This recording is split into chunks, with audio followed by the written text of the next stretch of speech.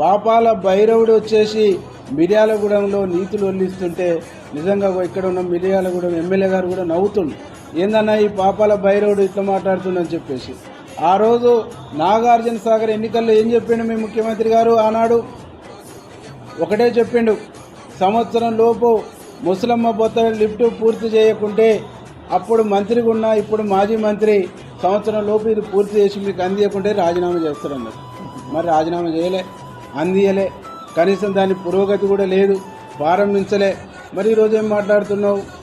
కాబట్టి జిల్లా ప్రజలందరూ కూడా నేను విజ్ఞప్తి చేస్తున్నా, జిల్లా మాజీ మంత్రి మాట్లాడుతుందంతా అబద్ధం, అసత్యాలు.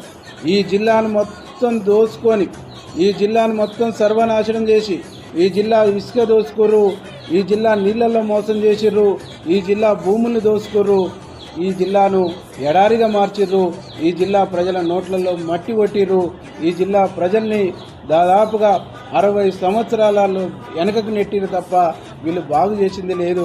కాబట్టి వీరి మాటలు నమ్మొద్దని చెప్పేసి ప్రజలకు విజ్ఞప్తి చేస్తూ, కేసీఆర్ గారు చెప్తున్న మాయ మాటలను కానీ, ఈ జిల్లా మాజీ మంత్రి చెప్తున్న అబద్ధాలను కానీ నమ్మకుండా ఈ జిల్లాలో 2 సీట్లకు 2 సీట్లు భారీ మెజార్టీతో కాంగ్రెస్ పార్టీ ఇటు భువనగిరి పార్లమెంట్ నుంచి కిరణ్ కుమార్ రెడ్డి గారిని, అటు నల్గొండ పార్లమెంట్ నుంచి రఘువీర్ గారిని భారీ మెజార్టీతో గెలిపించాలని విజ్ఞప్తి చేస్తున్నాం.